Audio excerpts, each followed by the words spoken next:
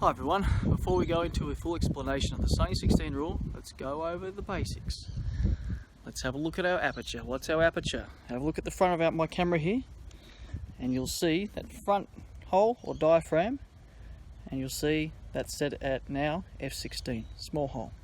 We're going to f11, f8, f5.6, f4, f2.8, f2, on this lens f1.5, commonly 1.4, and then if you've got a lot of money, probably f1 or lower. Now that is going to govern the amount of light that's coming in through that lens to either hit your digital camera sensor, or in my case, on this camera, the film, the 35mm film. Okay, so after that, we're looking at our shutter speed. Alright, now let's look at the time factor.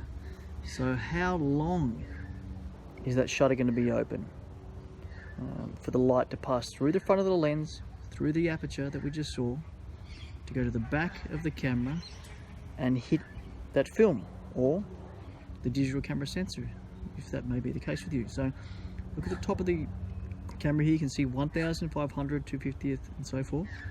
So that's fractions of a second. So 1/1000th of a second, 1/500th of a second, 1/250th of a second, 1/25th of a second, 1/60th of a second, 1/30th, 1/15th of a second, 1/8th of a second, 1/4 of a second, half a second, and 1 second. So that's factor number 2. Okay, so the third factor is our ISO. So not only can you control the amount of light in our resulting image via your aperture or your shutter speed, which I've specified before, but you can also control the amount by the actual medium itself, the medium being the film or your digital sensor. Now once again, we can double the amount of light in our resulting image just by changing the film that we've got. So a lot of the film, we've got film here, ready at 200, an ISO of 200 ASA. We've got a portrait 400, we've got HP5 Plus rated at 400 again. I've got a lot of 400s. I've got T-Maxes at 400 as well. I've just thrown out my Delta 100 canister. But so if we're going to want to double the amount of light, we're going to double the number. So we're going to go from 100 film to 200 film to 400 film, and every step is going to double the amount of light in our resulting image. Okay, so if we're going to step from 100 to 200 to 400 to 800 to 1600 to 3200 to 64 and so on, we're doubling the amount of light in our resulting image every time. And of course that works in reverse. We can step down in half the amount of light in our resulting image just by changing that ISO.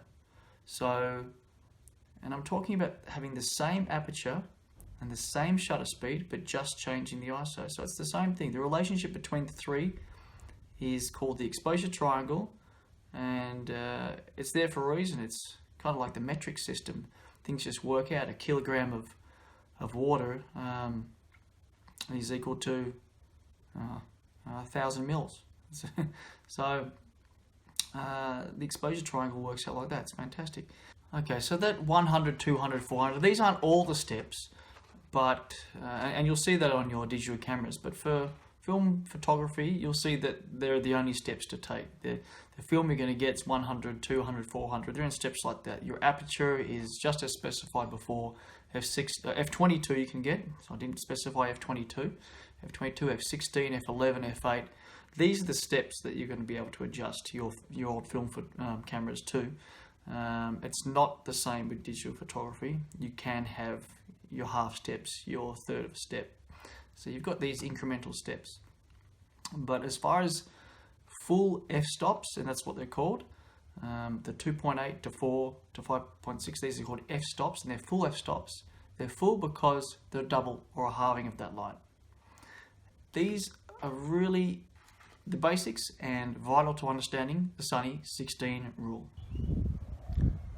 Today my starting point is f16.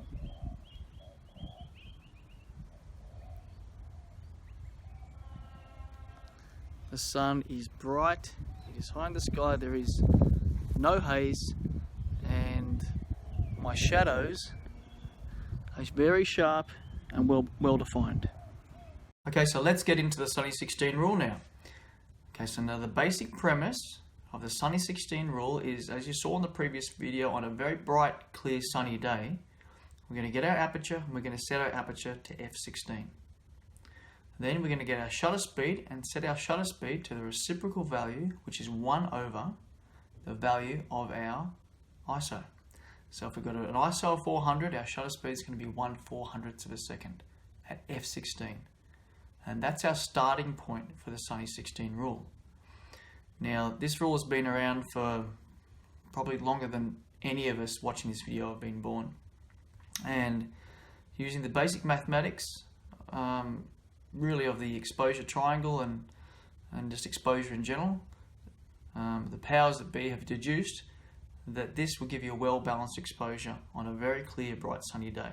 And that concept can be translated to cloudy days, rainy days, and any combination you wish for.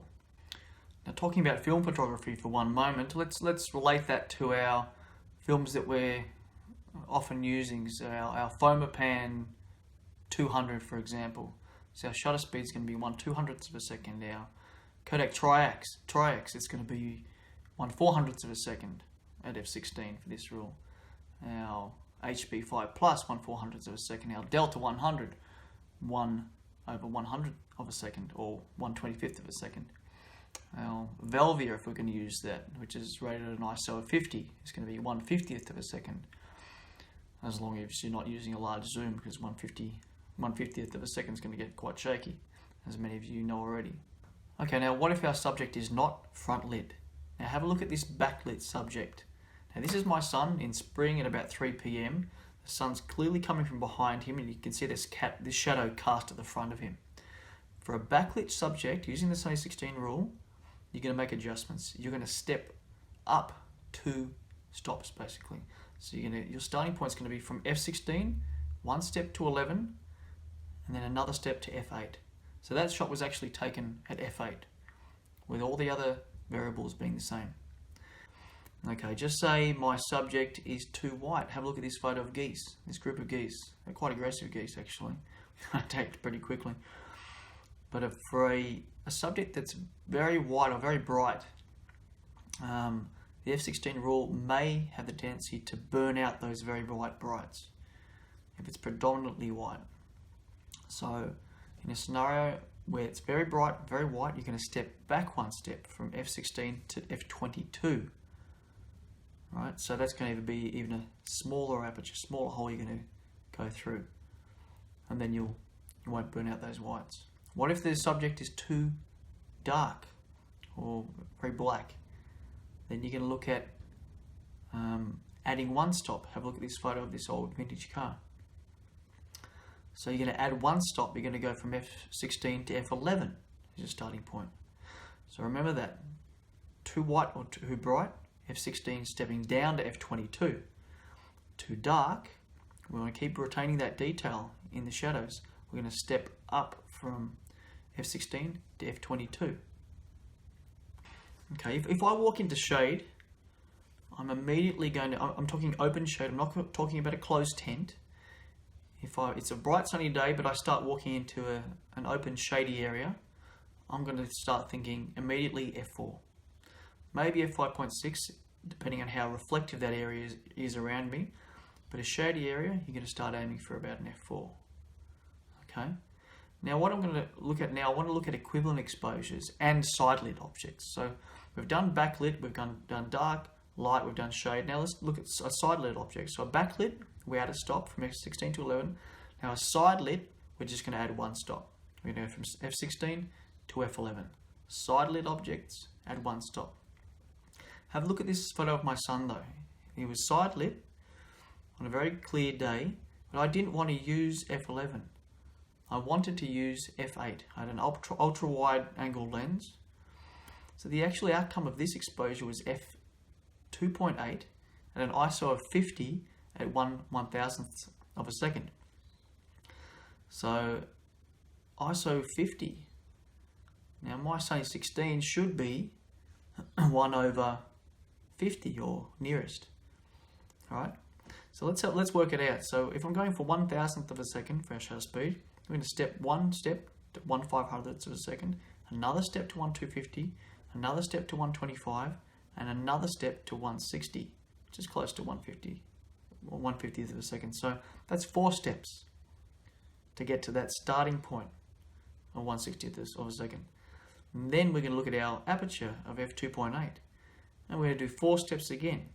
So f2.8, step once to f4, again to 5.6, again to f8, and then to f11. So our starting point for that shot was ISO 50, 1/60th of a second, 1/50th of a second, at f11, and that goes by a rule. So we've got a side lit subject, so we're adding 1 stop, and we're going from f16 to f11. So that works out. So that's called equivalent exposures, and that's how you're going to get what you want out of using the Sony 16 rule. It's a fantastic rule. I wish someone taught me this years ago. I didn't just learn it in the last few years. And I hope you enjoyed this anyway. But keep practicing. It is a fantastic rule, and sometimes it will work, sometimes it won't work, but you're going to have a blast using it. See you later.